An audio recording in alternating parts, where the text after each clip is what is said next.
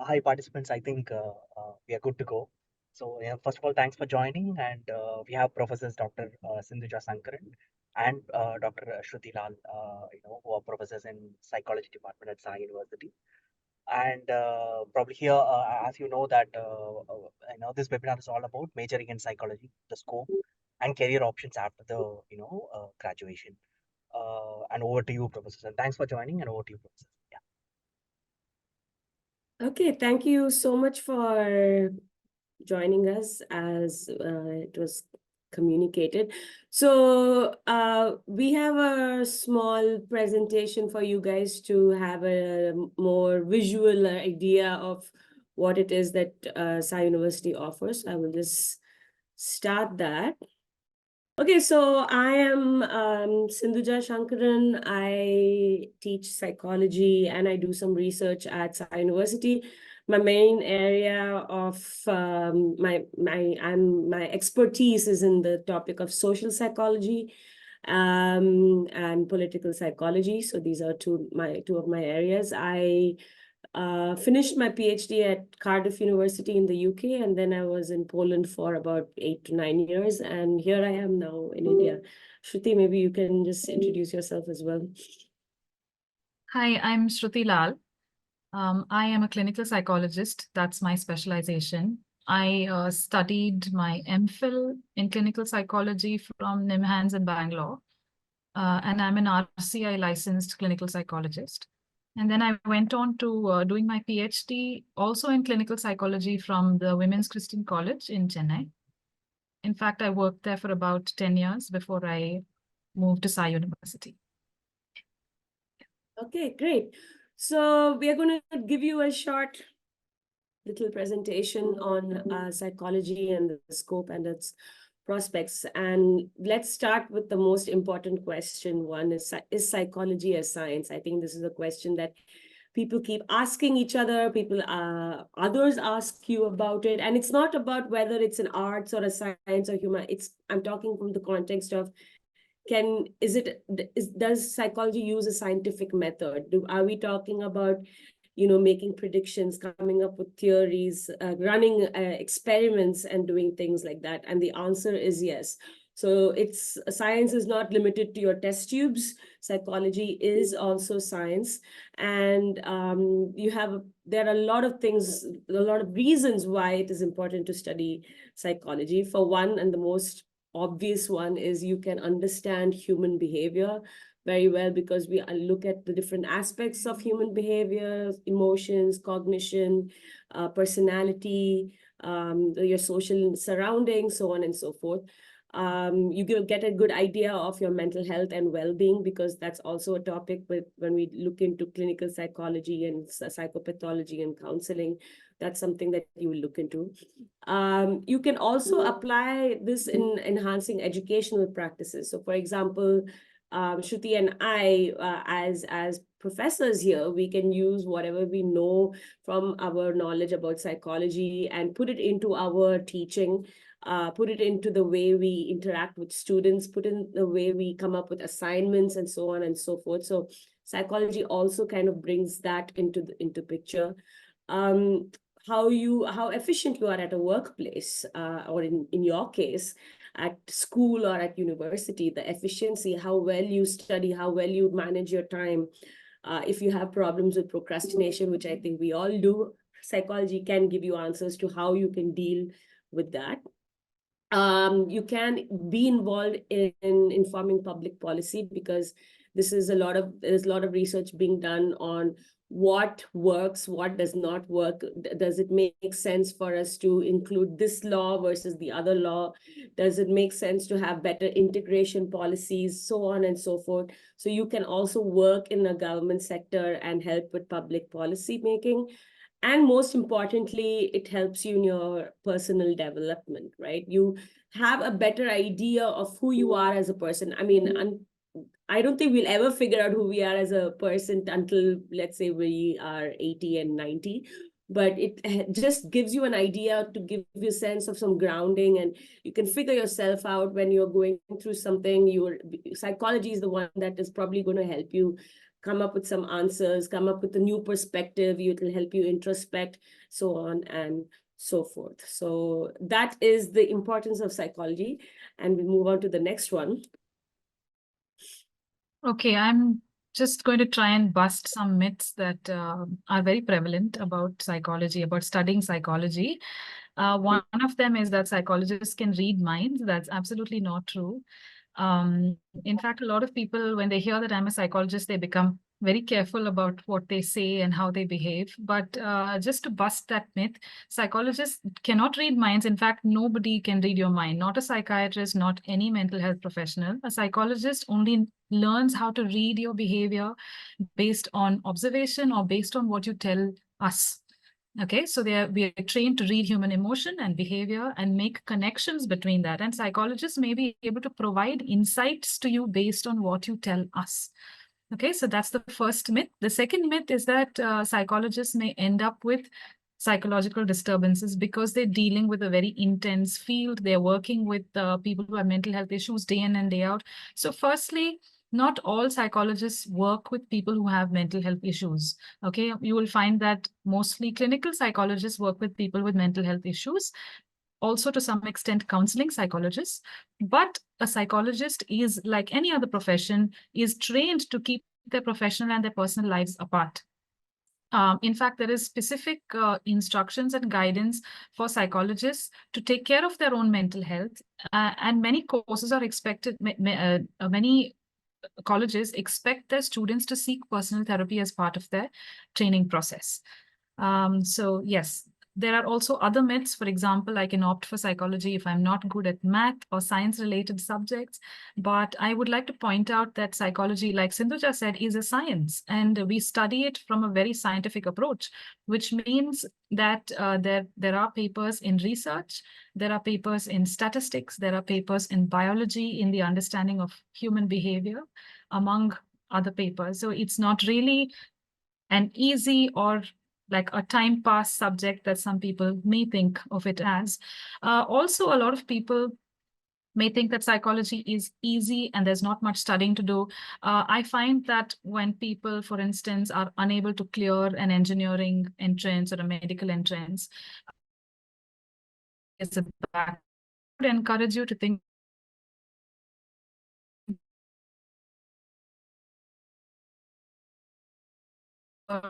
psychology from like we said, it's approach. So we not just study theoretical models.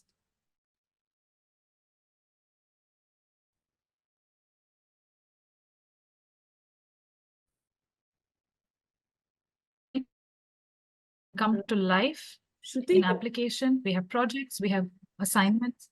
Yes. You're breaking a bit, so I don't know if there's something wrong with the connection or something, but I didn't hear much of what you said. Okay. Is it better now? Can you hear me? Is it better? Yeah, that's much better now. Yeah. Better? Okay. So I was talking about how psychology is scientifically studied as well as research. We also have our students do lots of projects, assignments, and like any other subject, it does require a lot of in-depth reading. The last myth is that psychology doesn't have much scope in a country like India. That is also not true. It's a very upcoming, burgeoning industry. In fact, psychologists are sought out in every industry that you can possibly think of, like the educational industry, hospitals, healthcare, corporate organizations, NGOs, the sports industry, even hotel management industry, and the military. You may not think, but we have the Defense Institute of Psychological Research that works specifically for people in the military. Yes, so there is huge scope. Yeah. We'd now like to talk about a little bit about the branches of psychology, some of which you will be exposed to if you choose to study psychology at the undergraduate level. The first of which is clinical psychology, right? Yes. So we're going to talk about clinical psychology, and I myself am a clinical psychologist. Let's talk about what actually it means. It means that as a clinical psychologist, you will deal with people who have psychological conditions or mental illnesses, or even those who are vulnerable to mental illnesses. So here, what a clinical psychologist does is they diagnose mental health conditions, they assess mental health conditions using several testing processes or assessment procedures. For example, you may have heard about the Wechsler scales for intelligence. Okay, so we do cognitive assessment. We also do personality-based assessment. You may have heard about the 16 personality factor scale or the Neo-5 inventory. You may have heard about the thematic apperception test or the Rorschach ink blot test. These are all the well-known tests. So we are trained to use assessments to understand a person's behaviors, emotions, and cognitions. And these assessments will actually help us to implement certain treatment plans. So a clinical psychologist is trained in counseling and therapeutic processes from various schools of thought. And we look at how we can optimize a person's mental health despite some of the challenges that they're facing. Now, in contrast, we have someone called a counseling psychologist who will specialize in counseling. Now, counseling psychologists will not deal with severe mental health problems or conditions. They are the ones who will deal with daily life stressors and challenges. So they assist individuals in coping with life challenges. And for example, a clinical psychologist would deal with mental health issues like depression or bipolar disorder or schizophrenia. Whereas the counseling psychologist will help people with a current crisis. For instance, a person who has just gotten into a new relationship, like a marriage, is finding it difficult to cope, or a person who's just gotten into a new job or a new role and is finding it difficult to cope. These are the kind of challenges that counseling psychologists deal with. So they promote personal growth, adjustment, self-awareness, and they support clients in making positive changes to optimize their growth. Okay, so the next field that I will talk about is cognitive psychology.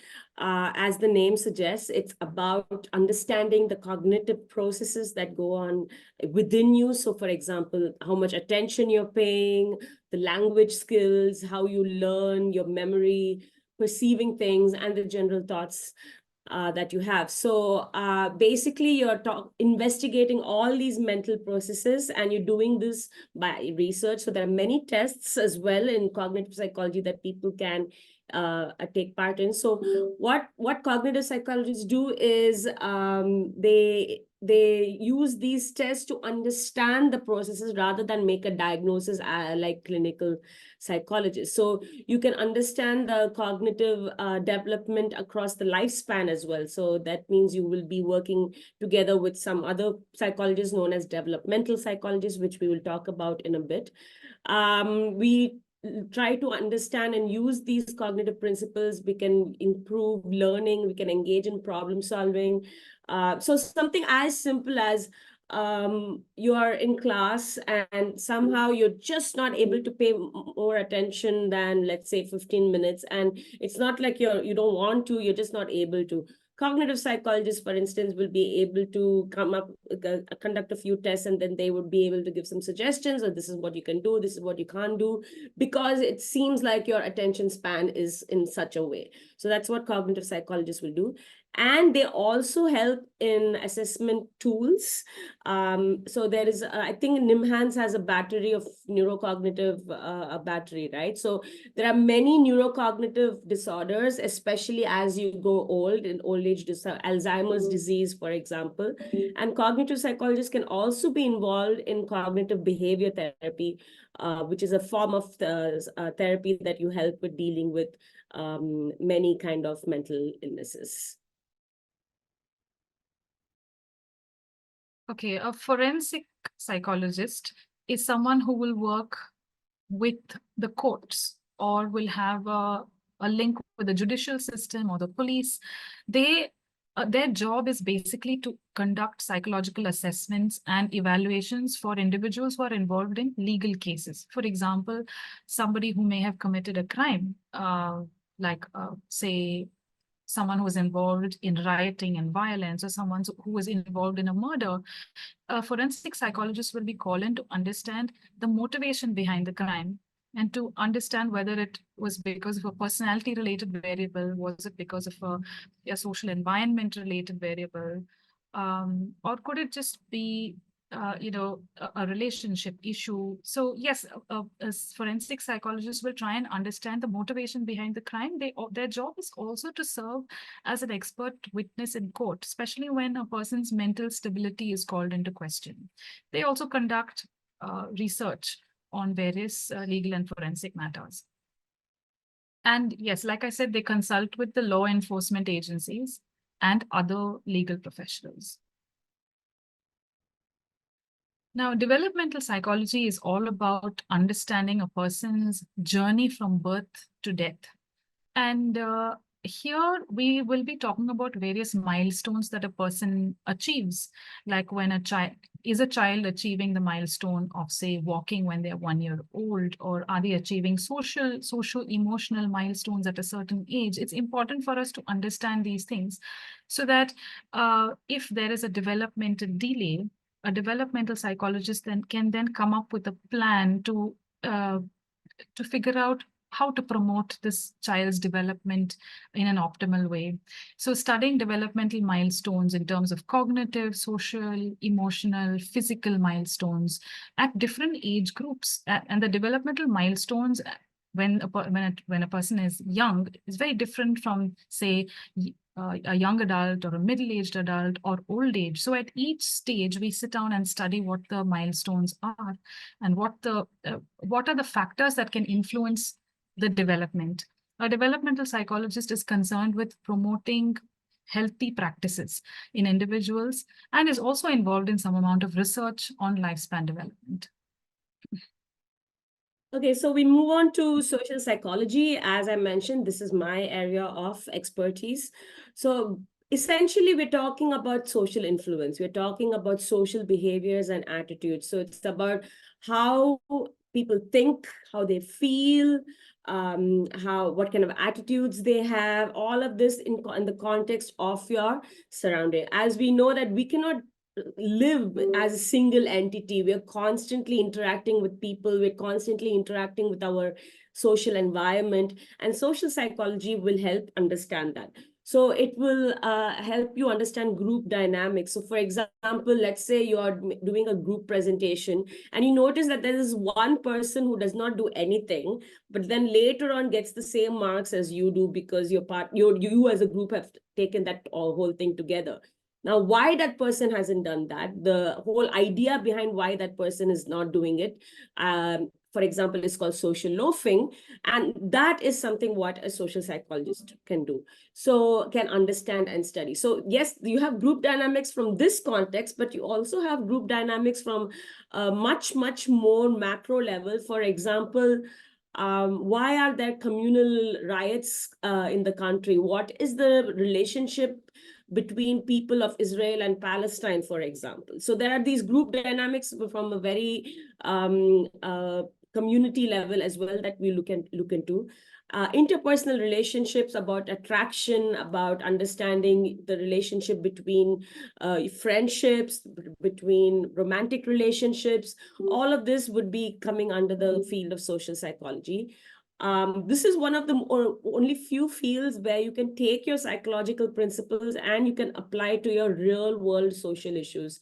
So let's think of another social issue. For example, migrants in India, and for instance, during COVID, they did not get enough support, right? So we can understand why is it that they did not get enough support? What is it that they are experiencing? What can we do to bring the gap between, let's say, acceptance of their presence and the prejudice they're experiencing. So all the research that you do on prejudice, stereotyping, all of that comes under the context of social psychology. You basically conduct research on social phenomena. My research is basically on how we make decisions related to moral issues. So it's related to acceptance of refugees, about caste, about national politics, and so on and so forth. So that is basically the essence of social psychology. So there are a wide range of topics. You'll be looking into attitudes. You'll be talking about aggression, pro-social altruism, helping behavior. So it takes a behavior and it tries to explain it, why this happens, how this happens, and what can we do to maintain that particular kind of behavior. So that is basically social psychology. Okay, health psychology is basically looking at how we can include health practices to be healthy. Okay, so it's assessing psychological, emotional factors that impact our health. For instance, you'll find that the incidence of autoimmune diseases have grown so much by almost 100% since the dawn of the century. You'll find that, or since the early 1900s up to now, you'll find that the incidence of autoimmune diseases, diabetes, hypertension, even issues like cancer have become so much more rampant. And one of the factors that actually affects or the development and the exacerbation of these conditions is the fact that we live very stressed out lifestyles. These are all lifestyle related issues. So a health psychologist will focus on promoting healthy behaviors and lifestyles so that we can manage these conditions better, can also prevent these conditions from occurring. It also supports patients in coping with illness and medical treatments. For example, people who have end-stage conditions, palliative care, a health psychologist can intervene there in order to help a person cope with their illness and some of their very disturbing symptoms, also some of the difficult treatments that they may be undergoing. For example, chemotherapy. A health psychologist can help with a person who's undergoing all of these changes, physical changes, emotional changes after they've undergone chemotherapy. Okay, so the next field is known as behavioral neuroscience. So as Shruti mentioned earlier, you're not going to be away from biology. You will, and there is going to be a lot of biological science when you study psychology. But the only difference is that it's going to be focused on the brain and the spinal cord, because as you know, we are the science of mind and brain. So that's basically what it is. When it comes to behavioral neuroscience, there are two subfields known as cognitive neuroscience and social neuroscience.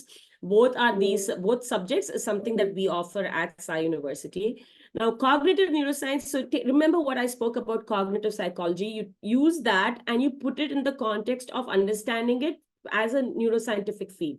So when we're talking about how attention takes place, you try to map it to the brain and try to understand how the brain works when it comes to attention. Similarly, when it comes to social neuroscience, we are looking at social phenomena. So prejudice against, let's say, a lot of research has been done in the US. So they look at racial bias again, bias towards African Americans. So what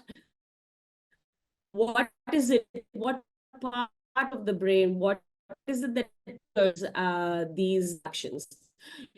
Also look into neurological illnesses.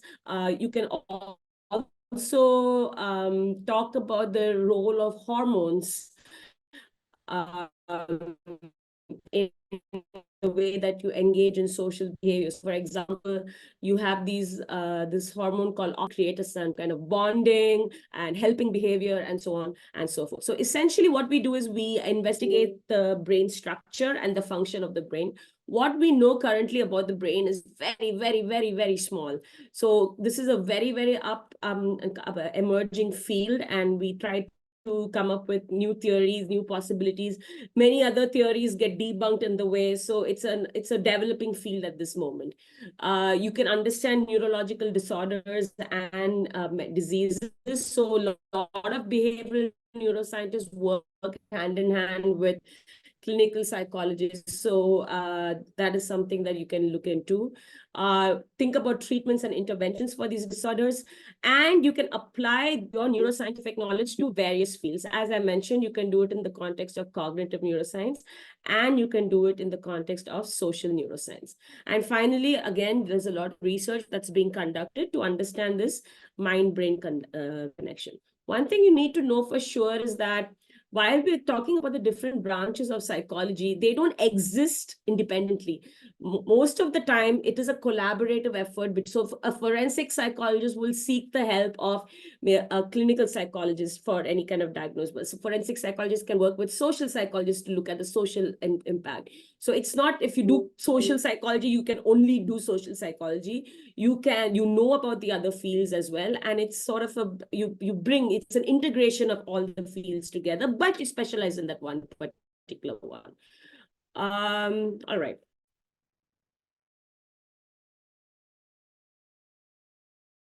Okay, educational psychology is where psychology puts students through it. What are the students' learning needs? Now, as you probably know, students in a classroom are not uniform in terms of their, the way they grasp concepts, the way they understand, or the way they process information. There's so much neurodiversity in today's classroom. So understanding the learning process of students and supporting them through it, also developing, a curriculum for teachers in a way that can be as effective as possible in their teaching methods. An educational psychologist can also assess certain learning problems like learning difficulties, maybe children who are slow learners, maybe children who have specific problems in, say, reading, writing, spelling, math. And if it's becoming difficult for them to cope, how can an educational psychologist help them cope with these difficulties and still achieve their maximum potential as a student? So that's about educational psychology. Okay, personality psychology is where you investigate a person's personality traits and their characteristic and try to understand how this influences their behavior on a day-to-day basis. There are various personality assessments that are being used. For instance, in the organizational setting, there is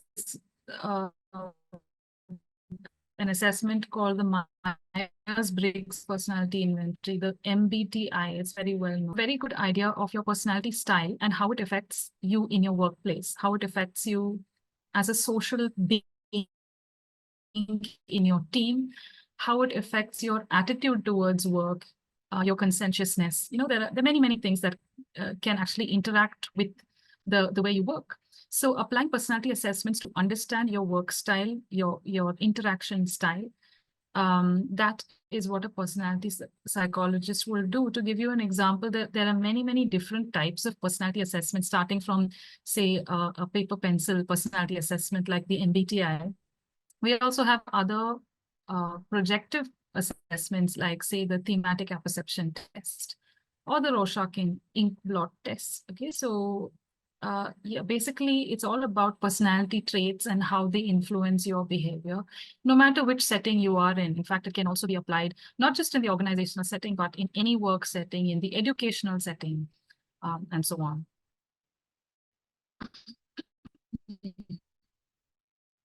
In organizational psychology, the psychologist works on improving productivity and efficiency at the workplace while taking into consideration each person's individual needs and abilities. So here, while you're trying to enhance productivity, you're also trying to enhance well-being and job satisfaction. An organizational psychologist, I think these days, is very important because what we are losing out on is work-life balance, and store that work-life balance, how to make you productive, but also have mental well-being. So apart from conducting research on employee behavior, trying to understand the factors that contribute to their performance, they also provide consultation to various organizations on HR practices. Now, an organizational psychologist can also help with hiring, recruitment, They conduct assessments to help understand, again, employees perhaps certain personality traits that can enhance their productivity. They also work at optimizing quality of life at the workplace. These are the various roles of an organizational psychologist. The overview that we've given so far is basically how different fields of psychology can interact with each other and help you understand human behavior better. Okay, now we move on to the specifics about what it is at Sai University that we offer as a psychology program. So maybe you all are already familiar with this, but there are, so a 3-year program typically is a B.Sc program, and a 4-year program will be a B.Sc and honors program. So the B.Sc program, your total number of credits for your major courses, that is psychology courses, is 60. So that means you will have to take 12 courses in total. Yeah. And no, not 12 courses. Okay, doesn't matter. We'll come to that later. So out of that, there are certain required courses, and you have to do those courses. There's no way out of it. You have to take those courses for you to graduate in psychology, and you can take major elective credits. So that means there are 2 courses that you can choose from a huge list of electives. Then you have something called foundation credits, which is basically all your foundation courses, 7 of those. And you can take non-major credits. So you can take courses that is not necessarily part of your major, but it will still contribute towards your entire B.Sc program. So the reason that they've done this, as you've heard about, that Sai University, they want to have a very collaborative and integrative approach. So it's not just one field that you study in detail. So for example, you can take a course in international relations, you can take a course in political science, you can even take a course in literature. So they're not your major courses, but they will add to your understanding of psychology better. Now, the same thing is applied for the B.Sc and honors program, except that you will have to take a few additional courses that we offer. For example, we'll be offering in detail about clinical psychology. We'll be looking into conflict and women. We'll be talking about music and psychology. We might even speak about moral psychology. So these are very, very nuanced, very specific fields of psychology that we will look into during your honors program. And of course, you have to do a proper research project wherein any of the faculty members will be your supervisors. So that is something for the honors program that will be in your 4th year. So these are the different majors that you will, sorry, not majors. These are the different subjects that you will be looking into when it comes to a psychology program. So Shruti will just go over that. Yeah, all of these are required courses, and they give you a broad exposure to the various fields that you would see in psychology, starting from Introduction to Psychology. There are 2 papers there. This is a paper where you will be given information about different areas of psychology that we just talked about. Then you have 2 papers in social psychology, and also 2 papers in psychopathology, which is abnormal psychology. And we thought that these were very important papers and quite vast, and therefore need 2 papers. There's also political psychology, social neuroscience, introduction to cognitive neuroscience, developmental psychology, and introduction. Again, both the cognitive neuroscience and counseling psychology are quite in-depth papers. And if you choose to, you can choose to specialize in them at the master's level. But at the bachelor's level, we're giving you a snapshot, an outline of it. That's why it's called Introduction to Counseling Psychology and Cognitive Neuroscience. Then, of course, there's psychopathology, 2 papers there, and quantitative research methods. This is where you will be taught how to conduct a piece of research from scratch. Also how to use various statistical methods in order to analyze the data that you've got. And finally, you will also have a required paper in practicals. Now, practicals is basically, like I told you earlier, how, bringing what you studied to life. So here you may have, say, for example, small experiments on how to perhaps what's the effect of distraction on short-term memory, or maybe study problem-solving processes that we learn about in basic psychology. Can a person, what are the steps a person follows in problem solving? Can they come up with creative solutions to these things? Maybe experiments to do with set shifting, or perhaps also assessments that are more formalized and standardized.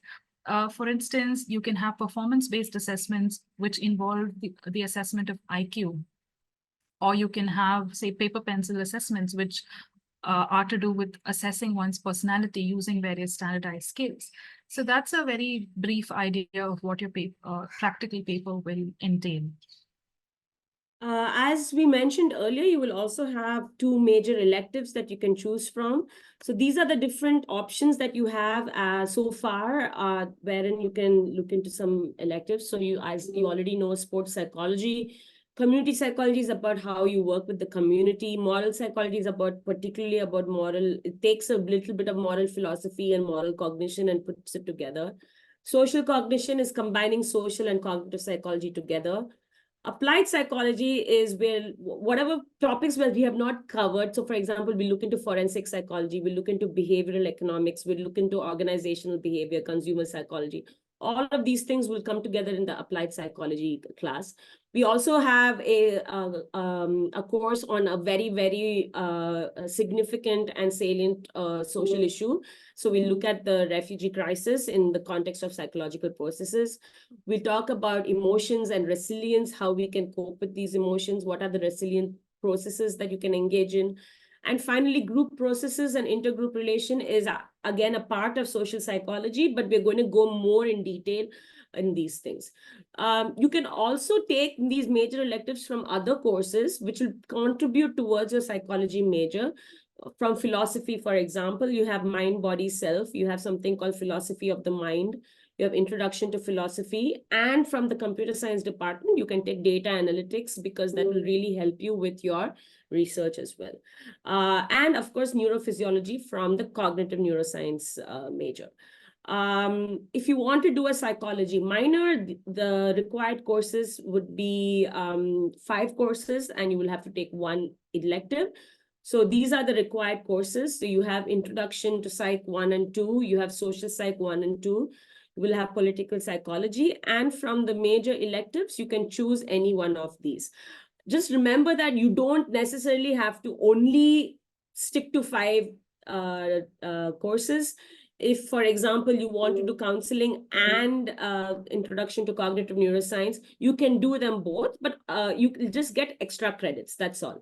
So, but for the purpose of finishing a minor in psychology, you only need 5 courses. And the last one is your psychology and philosophy major. The psychology, so basically you have 4 courses in philosophy and 5 courses in psychology, and the rest of them are electives that you can choose. The psychology courses would be exactly the same as in the minor, and the philosophy courses, again, would be Introduction to Philosophy, Philosophy of Science, Ethics, and Philosophy of Mind.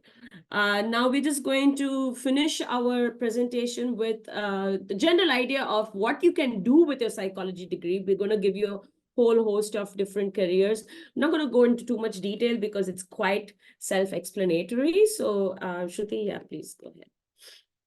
Okay, so let's talk about the career of a psychologist in a hospital or a clinic.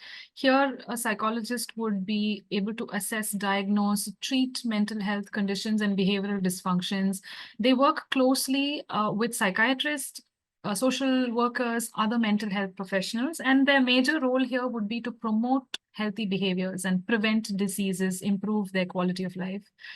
In private practice, so a psychologist can do private practice only after having a substantial number of supervised hours of work.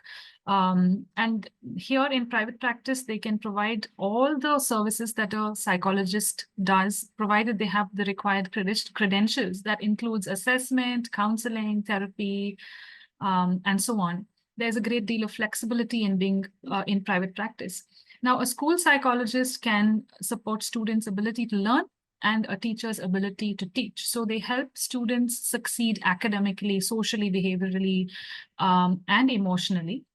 They understand diversity in development. Like I said, it's their job to understand neurodiversity in classrooms and provide the necessary support and progress monitoring.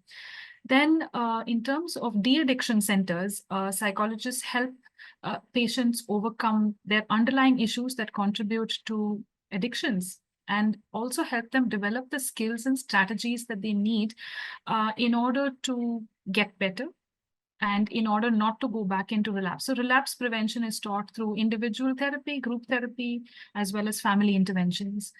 Going on to software and artificial intelligence, there's a wide range of applications, including cognitive modeling, developing computer programs to understand that simulate human behavior, to understand human behavior. In fact, there are a lot of applications in therapy as well. There's a virtual reality therapy for various psychological conditions like, say, fears and phobias and anxiety-related issues. Moving on to organizations, this is something we already covered. So this involves training, development, hiring, recruitment, understanding job performance, optimizing productivity, working towards work-life balance, and so on.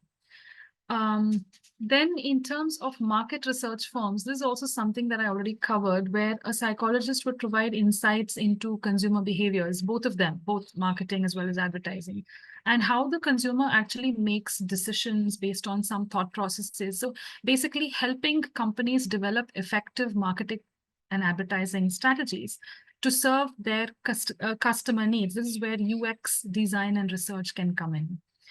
Moving on to HR, human resources, this is an understanding, a psychologist actually needs to understand the core values and the desired values of a particular job position in an organization. That's their job, to create effective job specifications, also to consider the needs of neurodiverse individuals in the company and to cater to their needs. And their job is overall management of employees and their engagement in the job.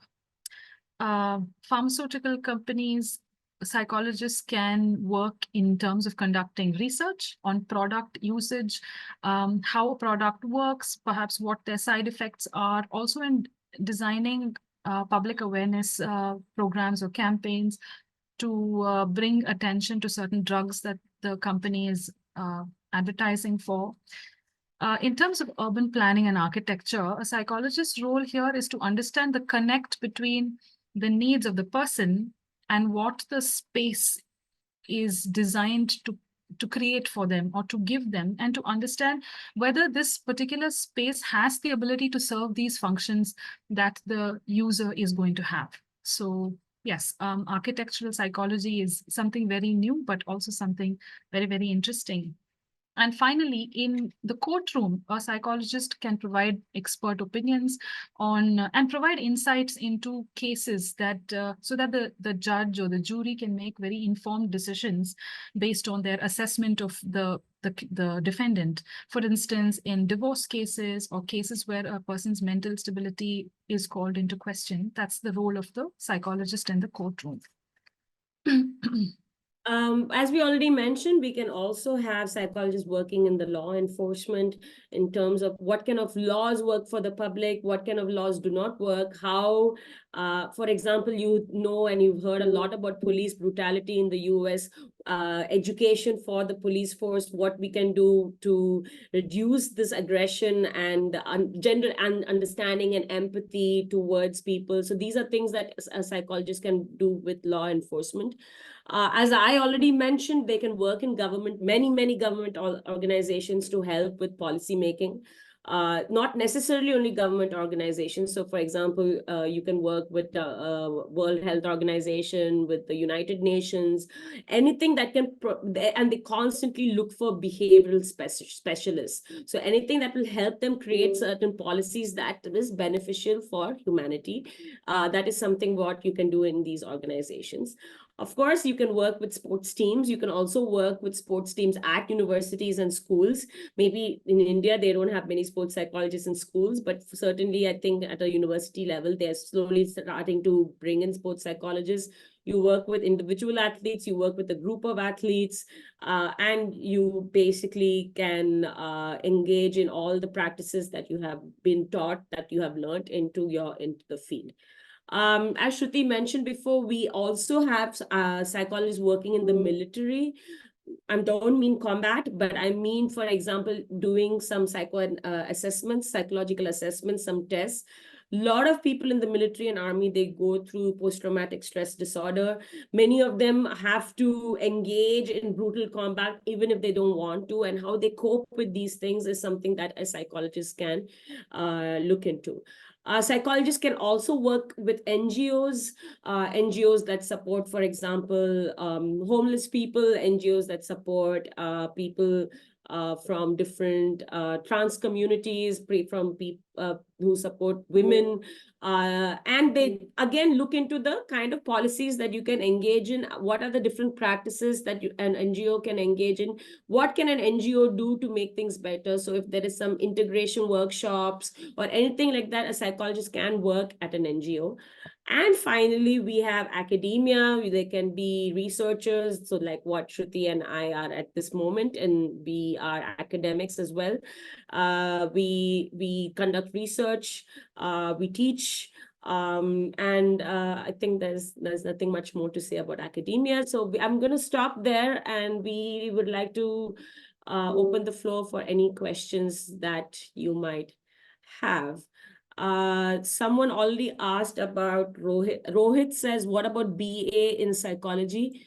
If you want a BA degree, it would be a psychology and philosophy combined major. The psychology major on its own is be a bachelor in science, because you will be talking, the topics that you will be covered would be very scientific, and you'll be talking about research. So science, bachelor of science is what Sai University offers for a standalone psychology major. But if you want a bachelor's in arts, you want BA, then you'll have to do the psychology and philosophy major together. But there is no BA in psychology. Do we have any other questions?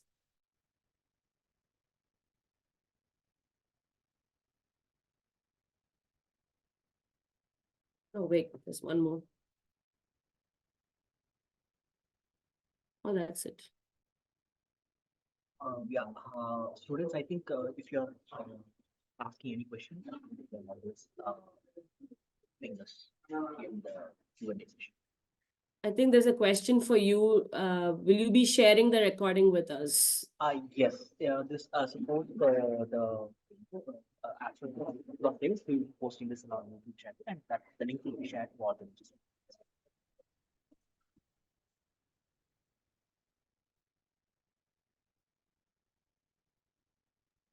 Do you have Is there any? any questions?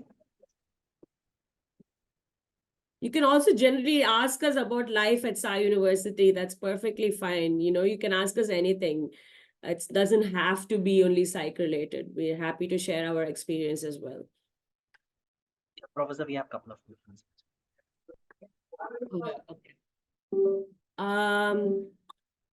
Would the majors and minors be the same or similar for BA as well as B.Sc? So the as I already told you that BA in psychology will be a combined one with philosophy. So whatever you study in psychology there would be what a minor degree in psychology will hold. So that would be Introduction to Psychology 1 and 2, Social Psychology 1 and 2, Political Psychology, and any other elective that you can choose. Apart from that, if you want to take other courses, you're more than welcome to do. But this is the required course that you would be doing. But the classes will be exactly the same. So if you want to attend a political psychology class, someone who's majoring in psychology, B.Sc, and someone who wants to do the BA can basically take the same class. So it would be catered to all students. Does that answer your question, Rohit? Okay, Yukta has a question. Does Sai University offer forensic psychology? Doesn't offer as a standalone course, but it will be part of the elective applied psychology, where we will give a brief overview of forensic psychology. So the one thing about the B.Sc program is, while as we gave out so many different career options and so many different fields of psychology, it's impossible to put everything into one B.Sc program. You still need to know your basics. And that's what we're trying to bring in, a bit of basics, a bit of the more nuanced ones together. So yes, we will touch upon forensic psychology, but not as a standalone course. Because I think that forensic psychology is more a course to do with the master's level. Having gotten your basics and the precursors for forensic psychology, for example, social psychology or psychopathology, these are foundation courses for forensic psychology, which can then be pursued perhaps at a master's level if required. Then we have placement and job opportunities for psychology students. I think the university is currently working on that when it comes to placements. But for example, you can work independently with your faculty members. So I have, for instance, right now, 4 students who are doing a research internship with me. They're doing a research project right from scratch. So you can look into you can look on your own for other research and placement opportunities during your summer vacation. But after you graduate, yes, I am sure the university has planned something for placements as well. But right now right now no one has graduated yet, so we've not yet put that in place, but it will happen it will happen eventually. What minors are eligible for B.Sc psychology? So as technically any minor is eligible, but if anything that would be useful for you, for example, there are some students who are doing a minor in international relations. There's some students who are doing a minor in literature. Some students are doing minors in media and cultural studies. You can't have a law minor because that's not offered, but you can even have a minor in computer science. So essentially, you can do a minor in any of the other courses that they offer as minor courses. But you can have a minor in political science as well. But these are the main minors that actually will go hand in hand with what psychology has to offer. Okay, the career options after BA and B.Sc, how different will it be? Shruti, maybe you can take that. If you're asking about BA and B.Sc in having studied in Sai University itself, I think B.Sc would have more science-related subjects, correct? And BA would be a more philosophy-oriented, because it's liberal arts. You can take philosophy majors and psychology major if you want a BA. So your career options will then be. Sindhija, would you like to? Yeah, I mean, so for example, if you take B.Sc, you will have to learn about psychopathology and counseling psychology. So the chances of you getting an internship or a placement in a hospital or a clinic would be much higher than when you do a BA degree, because unless you take it as an elective, that's not a required course. So it really depends on which career path you're choosing. If it's just academia, then it doesn't matter whether it's a BA or a B.Sc. But if you're looking into more specific areas like what we talked about, then probably a B.Sc is what would be more suitable for you. Is it up to us to choose a B.Sc or a BA, or is there a qualifying criteria? It's up to you. If you want to do a combined major with philosophy, you can take a BA. If you want to do standalone, there are many. So the problem, or not the problem, is that in every program, you will find courses that interest you. You will find courses that don't interest you. I know a couple of my students were not interested in politics, but they had to take political psychology. But in retrospect, later on, they said that they really enjoyed it. So it really depends on your interest. If you're biological subjects like neuroscience and so on and so forth, then probably BA is better for you. But otherwise, it's just completely up to you as to what you want to choose, whether it's a B.Sc or BA. Eligibility criteria, I don't know, maybe the admissions can answer that, because we are not directly involved in admissions. Yeah, as far as eligibility is concerned, when it comes to academia-wise, we expect minimum eligibility would be 60 marks and above, 60% and above, in both 10th and 12th. So that would make you eligible to apply to Sai University. However, we encourage students to take any of the national entrance exam, which would be JEE or whatever. That would be considered to engineering, but cured would be good, or cured psychology would be good. Or if in case you're not appearing for any other entrance exam, we have our own entrance exam, which is called SaiU CAT, which is we have this exam designed for School of Arts and Sciences specifically as well. So you can very well take up the exam, post your application process. So that would be your very minimum eligibility. Okay, we have another question. What would a first year, second year, and a third year look like in terms of courses? Okay, so the first year, you will have a lot of foundation courses to look into. So we generally recommend that you take only 2 courses in psychology. Typically, they would be Introduction to Psychology 1 and Social Psychology 1. And that will be your first semester. In your second semester, you will take Introduction to Psychology 2 and Social Psychology 2. In your second year, basically, you will get into, we'll look into political psychology. We'll look into developmental psychology, and you can take any of the major electives that is being offered. And in the next semester, it would be social neuroscience, cognitive neuroscience, and under the elective. And it's only in your final year where you'll be looking into counseling, psychopathology, and so on and so on and so forth, and your practicals, because you need to have a basic understanding of psychology before we get into more of the, Shruti, that's what we decided why we would have these 2 subjects in the third year, right? To have a much more basic understanding. So that's basically what it will look like, but we will share all of this with you once you're enrolled, so you have a basic idea of what to expect as you move forward. What are the math requirements? There are no requirements per se, but having some math background will help you in your statistics. Again, you're not going to be doing calculus or anything like that.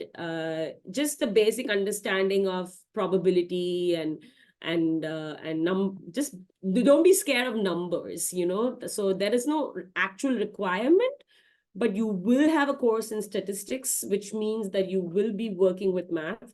I myself did not take math in 11th and 12th. I took computer science and biology, and as you can see, I'm a psychologist now. So you just have to invest a little bit more effort when it comes to the statistical courses. Do you have anything? Also, I think that it's more logic than math, because your math will be done by a statistical package like, say, SPSS. It's for you to understand why you're doing what you're doing, more than using math itself. Are also internships part of this course? 2 people have asked that question. It's not part of the course. So if you're doing a 4th year, you will do a research project. So you can take that as a research internship, but it's not part of the course. So during your winter vacation, your December vacation, during your summer vacation, you are encouraged to take up internships on your own. The university will help you you can find some on your own, as long as it is in line with what the course is going to be offering you. As I mentioned, you can also do independent internships with your faculty members based on what they are currently working on. So that is also something that you can do. But as a course, part of a course, it's not that. It's something extra apart from what you have been taught. I think we've already answered this question. How does psychology work out each year, like in first year, second year, and third year? So maybe Shruti, you can say something about the practicals.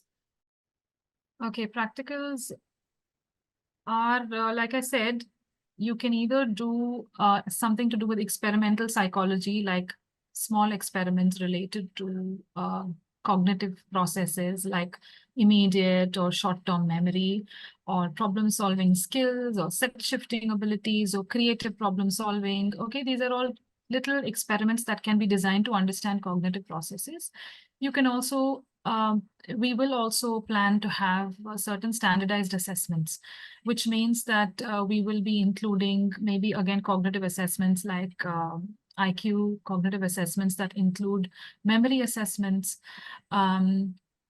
maybe also personality assessments. We have a whole range of personality, right from paper pencil tests to projective tests. So yeah, that's a very brief idea of what you will have in practicals. Someone again asked about the internship. We've already answered that. After B.Sc, what are the future courses available?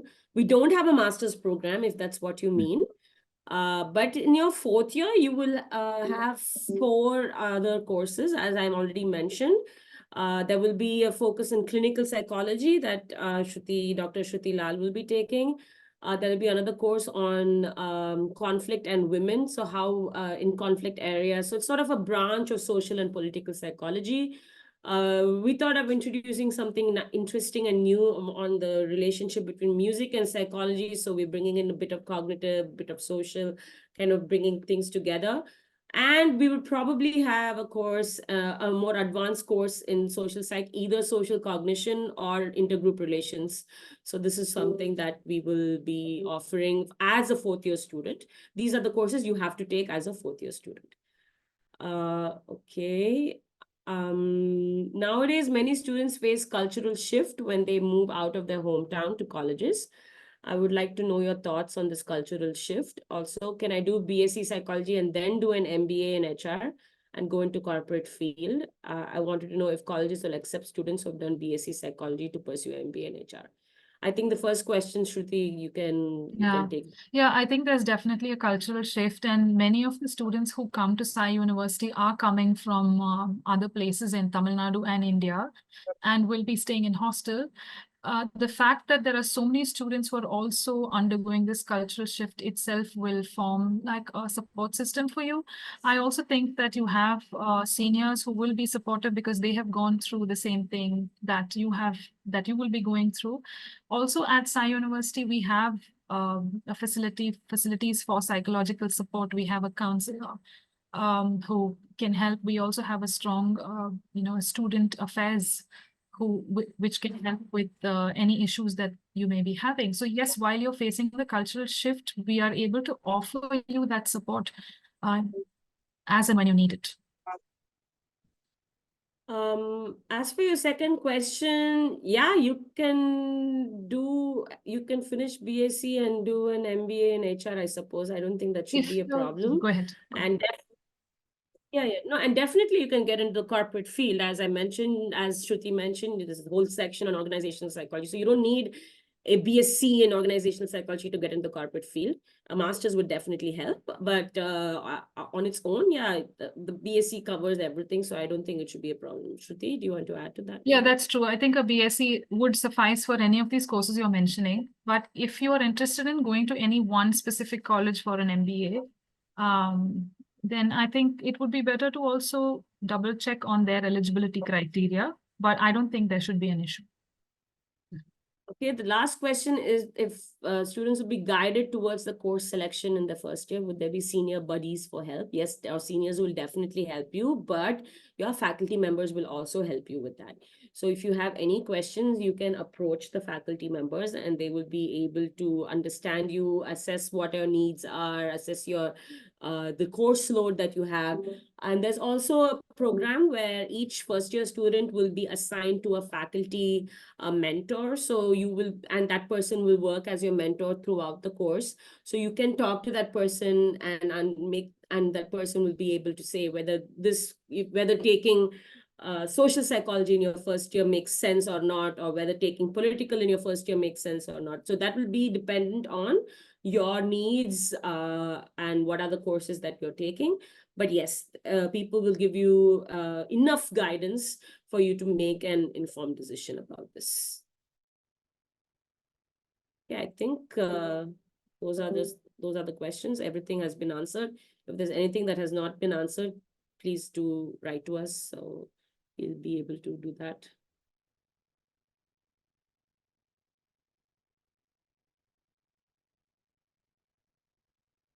I think, yeah, I think it's the maximum number of questions in any recent webinar. There's one more. Psychology, a new course in Sai University. Since when is this subject being taught? Well, Sai University itself is quite new, so it's been taught for the last 1.5 years. So that's when the psych subject was. I was the one who first joined the department, so and Shruti joined us later, and we were we put it together, we put the syllabus together based on our experience working in India and me working abroad. We just put these two things together to see what would be a holistic course that students can take. And yes, any eligibility for the honors programs? Yes, you need a GPA of 7.5 out of 10 and above. So only if you have a GPA that is higher than that, you'll be eligible for an honors program.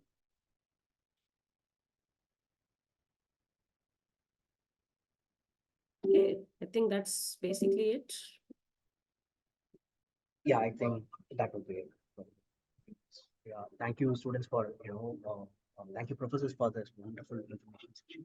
I think the number of questions itself, we can see a lot of traction in the course. So, and thank you, students, for attending this on a Saturday morning. And so I know that most of you are already started applying for Sai University. If in case you haven't started, you can I'm pinging you a link in this chat box. You can always register, and our admissions team will get back to you at the earliest. Yeah, and if in case you have any more queries, or if you wanted to connect with the faculty and stuff, you can always go to our contact page in our website, and you can write to us, and we will be connecting with the faculty and the admissions team. Yeah. Thank you, professors. Thank you, students. Thank you. Have a good weekend. Bye. Thank you. Bye-bye.